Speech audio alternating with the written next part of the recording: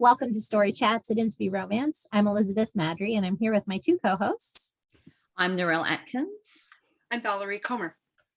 And today, the three of us are going to be chatting about the CCR we've been reading lately, just for fun reading. And so I've had a couple good ones that I'm excited to talk to you about. And Valerie and Narelle were saying before we started that they do as well. So that's exciting. And we're going to start with Valerie. We're just going to jump in. All right then. I have recently read A Sparkle of Silver by Liz Johnson.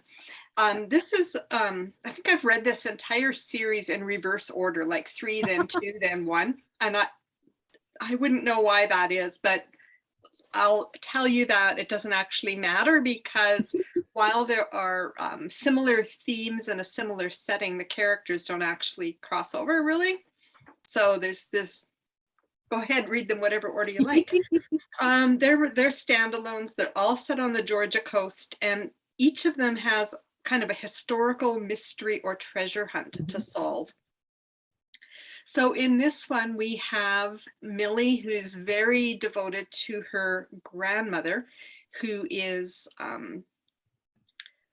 has dementia, and she's in care. And Millie has just found out that her mom her grandmother will lose her spot in this care home because Millie can't afford to keep up the payments.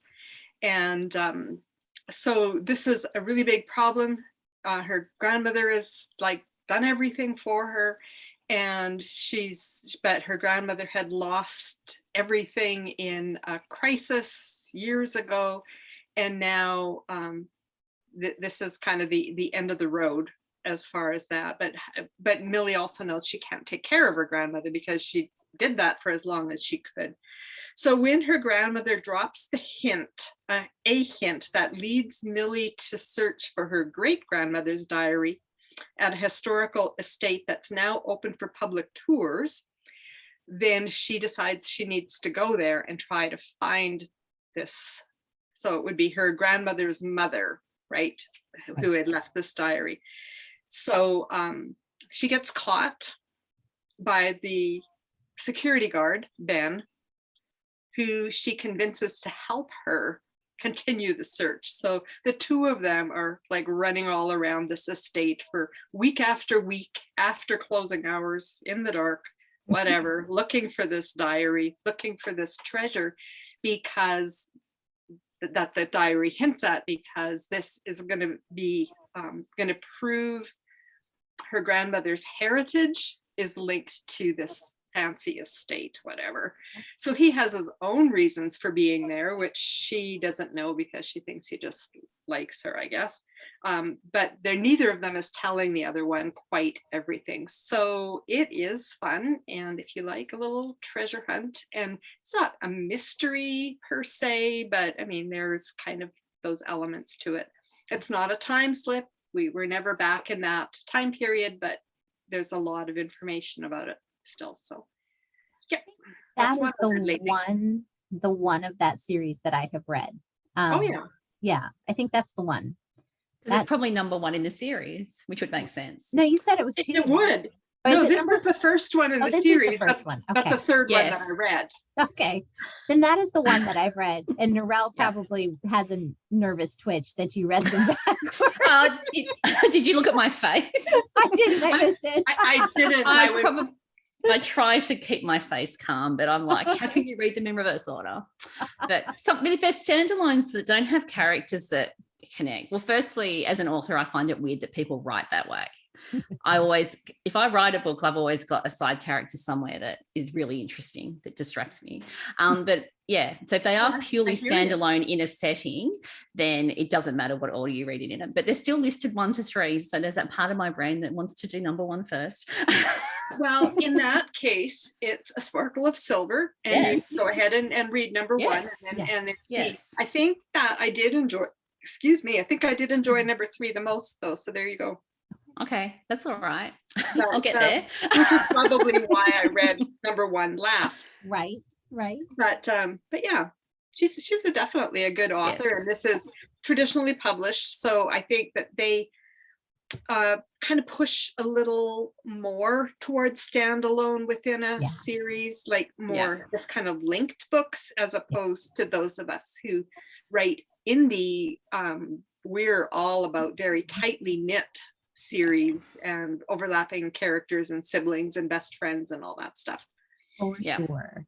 Oh yeah, all over it. Right. So my first one, I'm going to go next. Yeah. Because Narelle only has 2 and Valerie and I each have 3. That's why. So But 2 was the number. So so I'm not actually failing, just so you all know. No, it's fine. No, we're overachieving here. There's no failure here. But Valerie and I get gold stars. I'm just because we're overachievers. Right. Yes. We're nerds. So I'm going to go with His Secret Daughter by Laurie Larsen. And this is set in New York City. And what I really kind of loved about it is if you grew up reading Harlequin novels in the 1980s, this has that 1980s New York City Harlequin category romance vibe to it. Oh, yeah, that's fun. You've got Narelle now. It's on my TBR. I think it's actually in my Kindle. I've got about 1,900 and something unread books in my Kindle. I dared to look at the number, so it's. Oh my goodness! It's there. I know. Yeah. I know. It's interesting. I'll never get bored. Apparently, I'm an underachiever in this case. Yeah. So it's got that sort of vibe. Businesswoman who's clawed her way to the top as a single mom, in her, top of her field on her own merits, doesn't need a man.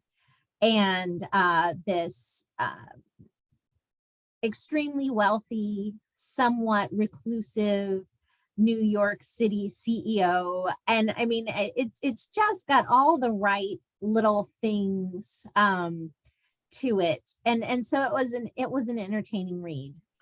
Especially once I pinned down, I'm like, what is the vibe that it really is just that sort of, or like the movie Working Girl, which is a terrible title, but the movie is not about like a hooker.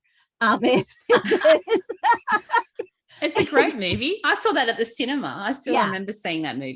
Melanie Griffith. Melanie Griffith is a Staten Island wannabe. But it's that same sort of feel. Woman who clawed her way up, and that has Harrison Ford, which is fantastic. So there were it's just got that vibe. There was less, I'd call it clean, not Christian. I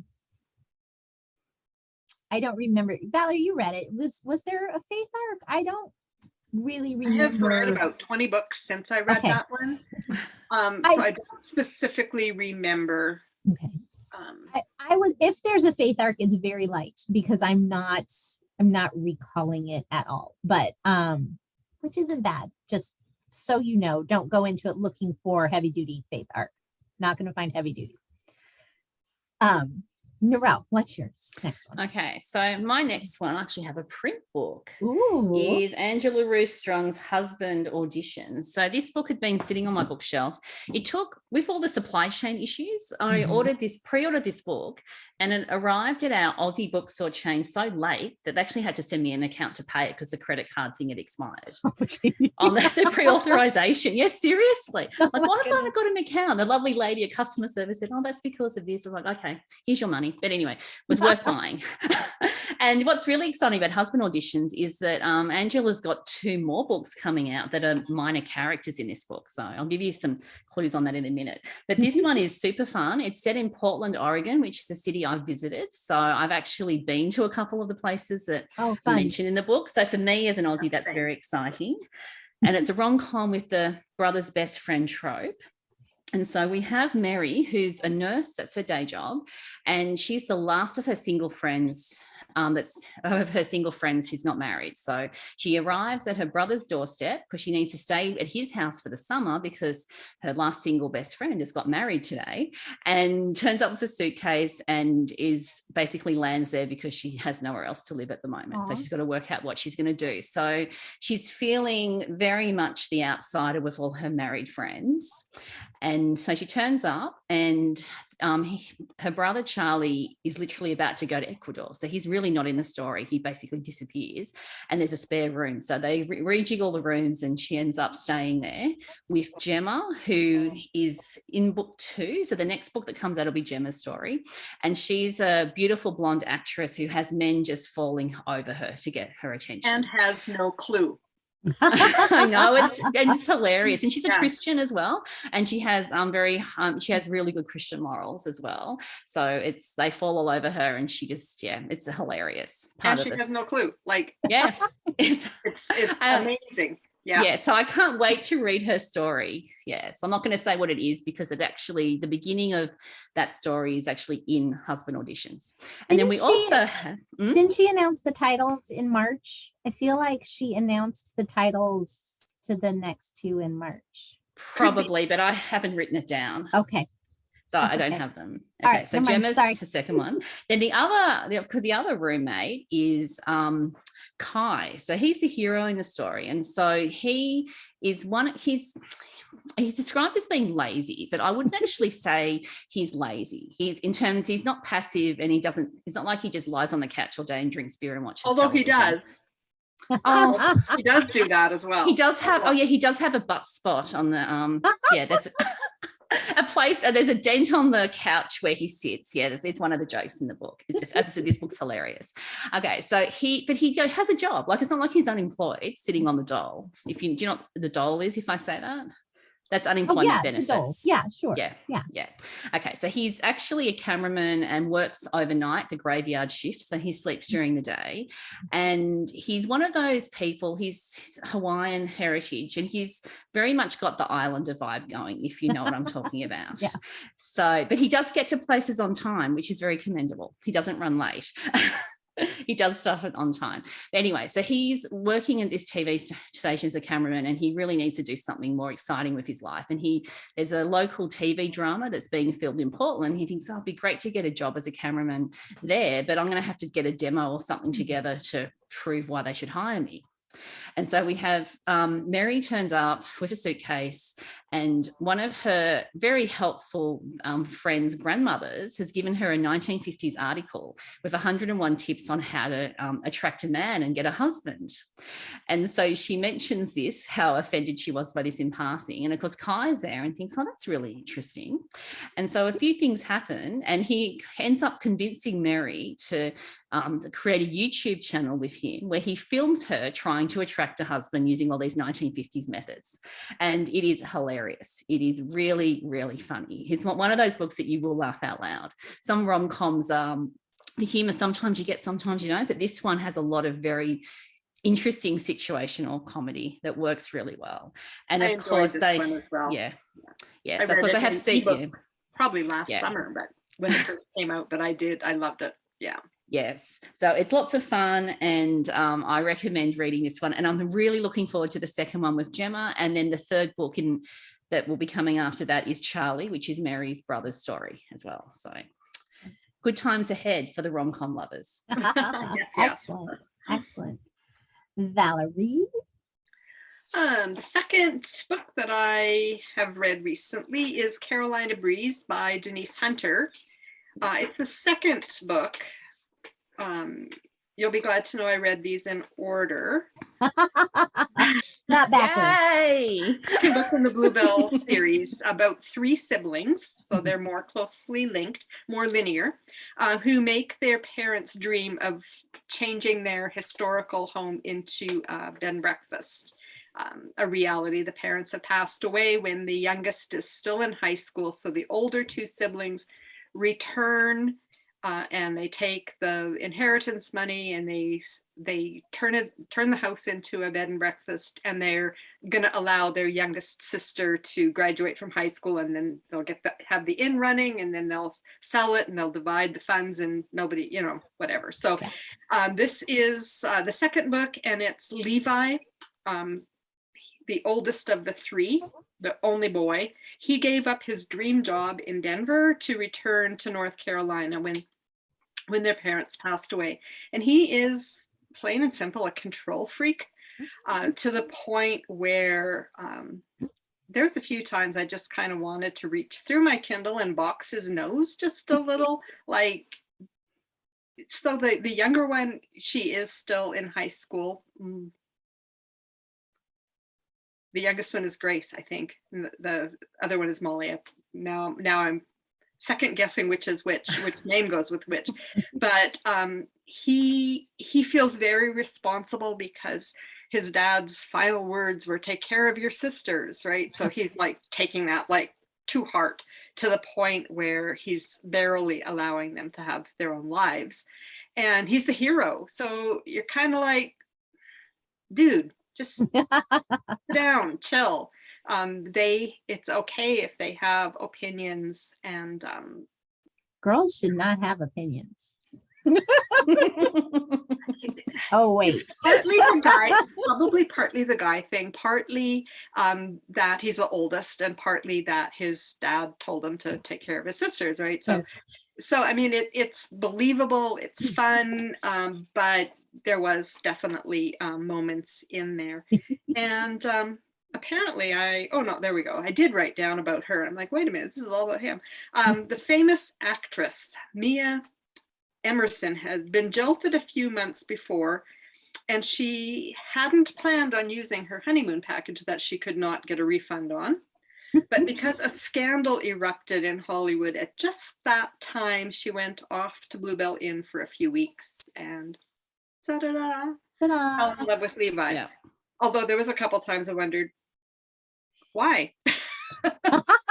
Fall in love with him because he's not being all that nice to his sisters. But it panned out. It wasn't unbelievable. It was just sometimes too believable, in that you just kind of wanted to, Anyway. Sounds fun. Yeah, it does sound fun. It's a good series. The first one, there's a sister, Molly she's much more the bubbly, everything is great, we can do it all. And the famous reclusive author who comes to visit the inn, and then the youngest sister has her book like a couple years later. But, let's get her out of high school first. Let's get her out of high school. But she's still quite a lot younger than her siblings were in their stories. Anyways, it's a fun series. So my second one, I finished the Stryker Security Force, and I talked about last month in what I was reading, Sara Blackard, that I was reading through the box set of the Stryker Security Force books, and I had 2 left last month, so I did finish those. Honoring Lena is the last one, the very last one, and I want to say my favorite of the whole series. And sometimes the favorite is just the one you read most recently, right? It can be, but I loved the fact that in addition to tying back to the first book, so there's like this whole mission that goes awry that sort of starts off the whole series, and so you get resolution to what happened and how and all of that kind of thing, which is really nice to see. You want the bad guys to get their comeuppance, and then it also Lena has, she's from Alaska, and she has a lot of siblings in Alaska. And so it's a great setup for another series, which I believe is actually a series in existence. I'm a sucker for Alaska as a setting. There's something about Alaska that makes it just a fantastic setting. So Alaska plus siblings plus romance, and we've got Beth. hooked. Yeah. I mean, that's one of many ways. It's not certainly the only way, but it is pretty much a guarantee if that's what you have, that I want to read it. So so I'm looking forward to her last name is Rebel, Lena Rebel. Her family name is Rebel. So I believe I saw that the series has Rebel something in it. So I'm looking forward to that. But again, I was pleasantly surprised because I see these books marketed as sweet and clean, but they all have a really, really strong faith element in it, not wishy-washy. I'm not just seeing it because I want it to be there. It's there. And I like that. Cool. So yeah. So it sounds like there might be readers who are expecting not to see that, who might be unhappy. I hope not, but yeah, it's a possibility for sure. Yeah. What's your next one, Narelle? Okay, my next one, I don't have a book cover for this one to show you. And it's Turn to Me by Becky Wade. It's the third book in her Misty River series. So thank you to NetGalley and Bethany House for giving me an advanced reader copy to read. So this book's released at the beginning of May. It's available. So it's the last one in the series, I believe. Yes. And this series is quite the stories are quite deep and very sort of issues orientated. And I think I've spoken about the first one, Stay With Me, before. So this is the third one. And this one is Luke's story. So he was one of the Miracle Five that survived the earthquake in El Salvador when they were young teens that went on the mission trip. And most of the characters that have been in this series have had a connect, or one of the characters there are connected into the town of Misty River. And Luke's brother died in the earthquake. And what had happened is Luke had been annoyed by his little brother and just basically said, oh, you can go to the back of the line. Like, I don't want you near me. And because he sent his brother to the back of the line, he wasn't able to save him and he died. So he started with this massive baggage related to feeling guilty about the fact that his little brother died. And that's had a massive impact on his life. He left home at 18. And so when we meet him now, he's just come out of prison. So he ended up working in a chop shop, and he's a very talented motor mechanic, got caught up with these bad people and got caught stealing a car, and they basically left him out to dry, and he was basically stuck holding the problem and got 7 years in jail. So he's out of prison. And when he was in prison, he met Finley's father, who was in prison for manslaughter. And that's another story I'm not going to get into, but it actually is relevant to the book. And so Finley's father was 50, I think, when she was born. So he was in his late 70s. He wasn't a young man. He passed away in prison, and Luke was actually with him. I think it was a heart attack. And he asked Luke to promise him that he would go and see Finley and help her do this treasure hunt that he'd set up. So Finley and her father had basically had this history of doing treasure hunts together. Her mother has never been involved in her life. Basically, she was married to a man in the military, had an affair with Finley's father. She didn't want the baby, so she basically handed the baby, which is Finley, to her father and walked away. So both these characters have the most enormous amount of baggage and backstory. So we start the story with Finley, who is very much a flower child, vegan, hippie type, although she is a Christian. So don't take that the wrong way. Because often if you start talking about people like that, people assume that they're not, but no, she is a Christian, but she absolutely adores animals. Has a real heart for animals. And so she has this animal shelter where she takes in dogs and puppies, and the puppies in this story are absolutely adorable. So Luke turns up, he's just out of prison. She gives him a job at the animal shelter. And then in the story, they need to work together to solve this treasure hunt mystery. So I really love the mystery element in the story.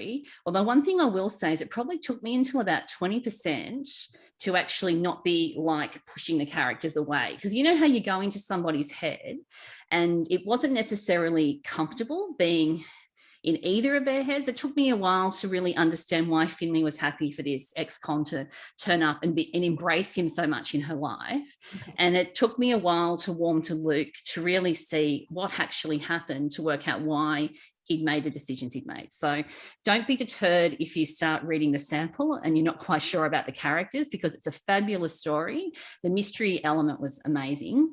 It really worked well with the romance. And there's also another little romance subplot in there. It's not a big subplot, but it's Ben and Akira's story. And Ben, if you've read book 2, was the one who didn't get the girl. So you actually get to see Ben get a happily ever after.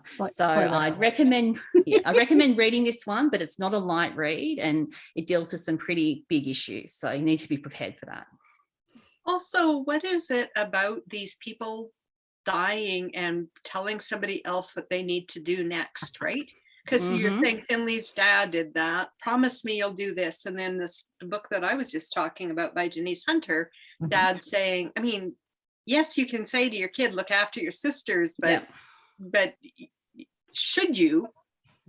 Maybe when we're dying, we should just not heap stuff on the people who are near us. Or do it like look after each other. Like all of you need to look after, don't single someone out. Like you guys are siblings, you are family, be family. Like, more inclusively. I don't know. But But to be fair to this book, I mean, when you're in prison, you really don't have a lot of really good options to the people that are around you. I mean, let's be real about this. It's not like he's like living in society. He's in prison with people that are there for some pretty big reasons. And I think what comes out, what I sort of probably drew out of the story is that Finley's father saw the good in Luke and saw the potential in Luke. And really what he's handing to him is, you can go and protect my daughter. And there's genuine reasons as to why her safety needs to be protected, which actually comes out. So it wasn't a throwaway line. He did seriously have safety concerns that were valid. And I think he also thought Finley could actually help you become the man that you could be. And he had a faith when he was younger. He threw his faith in the bin. God got thrown completely out the window because he basically let his brother die.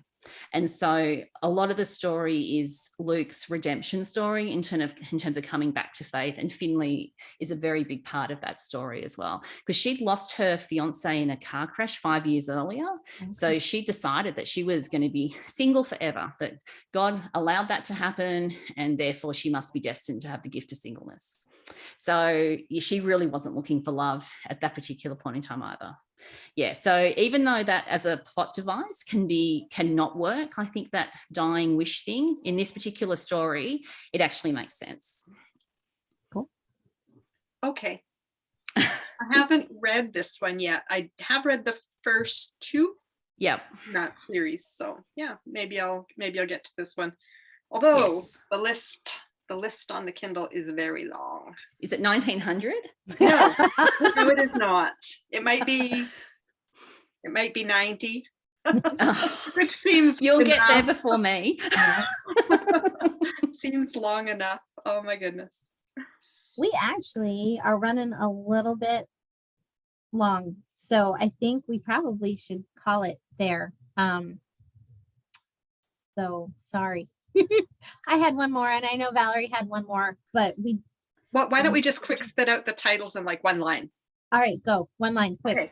Okay. Jocelyn by Sara Monzon. It's a second book in her Sewing in SoCal series, in which you have a city girl headed to the ranch for a team building retreat with her company. I could keep talking because I could do run-on sentences. Okay, but it's fantastic. Dude, that is a fabulous one. Yeah. My last one was The Billionaire's Secret by Meghann Whistler, which Valerie talked about last month. So go listen to last month's episode. And enjoy the book. Yeah, it was really cute. It was really fun and a good start to a billionaire series. Christian billionaires who are not, obnoxious billionaires throwing money around and being gross. So really fun. Really that's fun. In my TBR. I need to bump it up higher into the hundreds or the tens, not the thousands. The only one that really counts, Narelle, is whatever hits number 1 on that given day. It doesn't matter if it's like in the top 100. I have my own little bestseller list. My want to read list is like a little bestseller list. Which one will I push up higher? Exactly. So we would love to know what you've been reading lately. Tell us in the comments, and we appreciate you hanging out with us while we talked books. If you're watching on YouTube, don't forget to subscribe and hit the notification bell. And you can find information about the podcast at inspiromance.com/storychats. And that's it for today. And we'll see you next week. So in the meantime, don't forget to fall in love with a good book. Goodbye, everybody. Bye. Bye, everyone.